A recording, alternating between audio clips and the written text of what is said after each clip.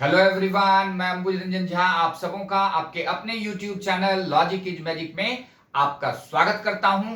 साथ ही अपने तमाम सब्सक्राइबर्स व्यूवर्स का तहे दिल से धन्यवाद, शुक्रिया, आभार। इंतजार की घड़ियां समाप्त हो गई है। गुड न्यूज के साथ मैं आया हूं।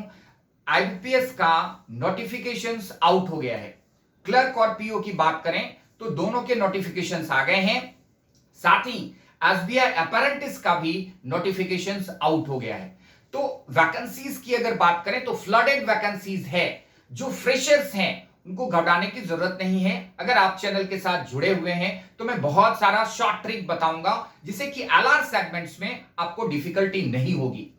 अगर टाइम की बात करें तो समय है हमारे पास, अभी 2 महीने का टाइम है। जैसा कि आपने नोटिफिकेशन में देखा होगा 2 मंथ्स का अभी टाइम है। एग्जामिनेशंस में 3 फेज के एग्जामिनेशंस होते हैं। स्टेप 1 में आपको प्रीलिमिनरी टेस्ट देना होगा, स्टेप 2 में मेंस देने होंगे और स्टेप 3 में इंटरव्यू होगा। तो दोनों स्टेप्स में, स्टेप 1 और स्टेप 2 दोनों में एलआर सेगमेंट्स के क्वेश्चंस आते हैं। एलआर सेगमेंट्स एक पेपर आता है। तो एलआर सेगमेंट्स में जो डिफिकल्ट सेगमेंट्स हैं उसको हम कैसे इजीली क्वेश्चंस को बनाएं, कैसे क्वेश्चंस देखते ही चुटकियों में बनना शुरू हो जाए, मैं उसके लिए शॉर्टेस्ट ट्रिक बताऊंगा जो आपको बहुत कम समय में क्वेश्चन से सॉल्यूशंस की ओर मूव कराएगा। चलिए देखते हैं। बहुत ही अच्छा बेहतरीन टॉपिक है, इंटरेस्टिंग टॉपिक है, वो है हमारा कोडेड इनइक्वालिटी। अगर हम बात करें क्वेश्चंस की तो नंबर ऑफ क्वेश्चंस 5 क्वेश्चंस आता है इसे पीटी और मेंस दोनों में दिखता है।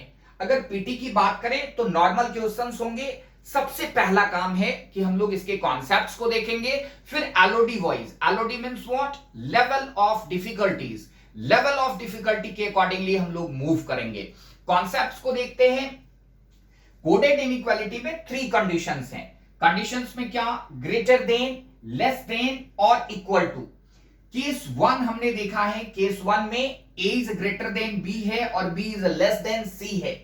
केस 2 के कंडीशंस हैं a is greater than b and b is greater than c। Case 3 के कंडीशंस हैं a is greater than b and c is greater than d। अब इन तीनों केसेस में वन बाय वन हमको a और c दो variable के बीच में एक डेफिनेट रिजल्ट स्टैब्लिश करने हैं कि what's A definite result between case A and C in the given variable that is A and C। अब A और C के बीच में हमको देखने हैं कि क्या कंडीशंस हैं, क्या डेफिनेट रिजल्ट है। इसके लिए सबसे पहले मैं रूल बता देता हूं कि रूल क्या है। तो रूल है to establish a definite result between the two variable there must be a connector और a common term and the common term should be opposite in sign always. ये जो कॉमन टर्म है इसका sign हमेशा ही opposite होना चाहिए। अब analysis करते हैं, केस 1 को देखते हैं। तो केस 1 में कंडीशन है हमारा कि a is greater than b and b is less then c। a is greater than b and b is less then c के कंडीशंस हैं। अब अगर हम a और c के बीच में रिजल्ट स्टैब्लिश करें तो यहां पे सबसे पहले हमको कनेक्टर देखना होगा। कनेक्टर हमारा b है और इसका साइन क्या है? सेम साइन में है। तो जैसे ही सेम साइन में है हमको पता चलना चाहिए कि there is no any definite result between A and C. A और सी के बीच में कोई भी डेफिनेट रिजल्ट केस 1 में नहीं होगा। केस 2 की बात करते हैं हम लोग। तो यहां पे हमारा कनेक्टर बी है और कनेक्टर का साइन क्या है? कनेक्टर का साइन अपोजिट है, यहां पे लेस देन, यहां पे ग्रेटर देन। तो ऑब्वियस है रूल के अकॉर्डिंगली कि there is a definite result between A and C. यहां पे ए और सी के बीच में डेफिनेट रिजल्ट होने हैं।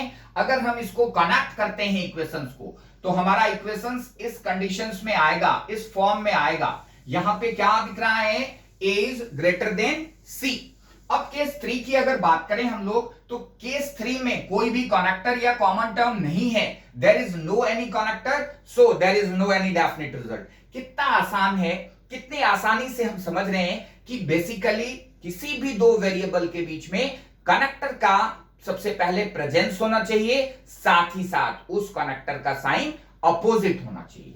अब इसके सेकेंड स्टेप की ओर मूव करते हैं कि रूल 2 क्या कंडीशंस है, हम लोग उसमें क्या देखने वाले हैं। तो इसमें एक दूसरा कंडीशन आता है आइदर और का, जिसमें हम सभी कंफ्यूज होते हैं। मास ऑफ द स्टूडेंट्स की अगर बात करें तो कंफ्यूजन होता है। अब इससे कैसे निकले, तो मैं यहां पे कॉन्सेप्ट्स बता रहा हूं। द केस ऑफ आइदर और, सबसे पहले हमको समझने हैं कि what's the meaning of either और। तो आइदर और मीन्स व्हाट? आइदर और का मतलब हम लोग समझते हैं कि या तो, लेकिन लॉजिकली लिटरल मीनिंग इसका क्या है तो वो देख लें। When there is no any definite result, when there is no any definite result, it's the case of either or. When there is no any definite result, it's the case of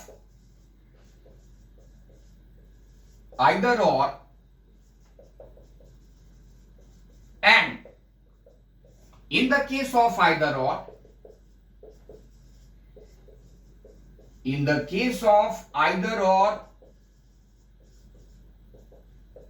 formation of complementary pair occurs. Formation of complementary pair occurs. Occurs means what? Happens. अब conditions पता है, conditions के बारे में हम सभी जान गए। When there is no any definite result, it's the case of either or, and in the case of either or, formation of complementary pair occurs. अब बात करेंगे इसमें कि कॉम्प्लीमेंट्री पेयर कैसे दिखता है। तो कॉम्प्लीमेंट्री पेयर के कंडीशंस इस टाइप से दिखेंगे, और उसके कंडीशंस को हम कैसे समझ पाए ये भी मैं बता रहा हूं। तो example of complementary pair, example of complementary pair. अब अगर स्टेटमेंट्स में इस टाइप से दिया हुआ है A is greater or equal to B, और कंक्लूजन्स में है A is greater than B and the second one is A is equal to B, तो यहां पे greater और equal to दिख रहा है। अब अगर इस दोनों कंक्लूजन्स को हम कंबाइन करते हैं तो ये हमारा स्टेटमेंट्स दिखता है। ठीक है, कंक्लूजन्स को अगर हम कंबाइन करते हैं ग्रेटर और इक्वल टू को, तो ये हमारे स्टेटमेंट्स में दिख जाता है A इज ग्रेटर और इक्वल टू B। तो ऐसे कंक्लूजन्स जिसको अगर हम कंबाइन कर दें, मतलब यहां पे डेफिनेट रिजल्ट है नहीं, A या तो बड़ा होगा B से या फिर बराबर होगा, और ये दोनों कंडीशंस दिख रहे हैं, तो यहां पे ऑप्शंस क्या हो जाएगा? आइदर 1 और 2। हम इसे एक्सेप्ट करेंगे आइदर 1 और 2 के कंडीशंस में। अब कंफ्यूजन कहां होता है? तो कंफ्यूजन का जो एरिया है उसको हम लोग देखें, जो प्रॉब्लमेटिक जोन है। स्टेटमेंट अगर है हमारे पास A इज ग्रेटर और इक्वल टू B, और कंक्लूजन्स में है the first one is A is greater than B and the second one is A is less than B। इस दो कंक्लूजन्स में से इन स्टेटमेंट्स के अकॉर्डिंगली कौन से कंक्लूजन्स डेफिनेटली ट्रू है? तो बहुत सारे स्टूडेंट्स इसको डेफिनेटली ट्रू मान देते हैं, तो ये नहीं होना चाहिए। क्यों नहीं होना चाहिए? यहां पे ग्रेटर और इक्वल टू है, मतलब डेफिनेट रिजल्ट नहीं है। जो हमने थ्योरी में देखा कि दोनों वेरिएबल के बीच में कोई भी डेफिनेट रिजल्ट नहीं है, तो जब कोई डेफिनेट रिजल्ट नहीं है तो हम यहां पे कंक्लूजन में किसी डेफिनेट रिजल्ट को कैसे फुलफिल कर सकते हैं? तो ऑब्वियस है यहां आंसर क्या हो जाएगा हमारा? नाइदर 1 नॉर 2 फॉलोज, मतलब दोनों में से कोई भी कंक्लूजन्स डेफिनेट नहीं है। अब अगर यहीं पे कंडीशंस इस टाइप से आएगा कि स्टेटमेंट्स में है हमारा A इज लेस और इक्वल टू B, और हमने कंक्लूजन्स में क्या रखना है?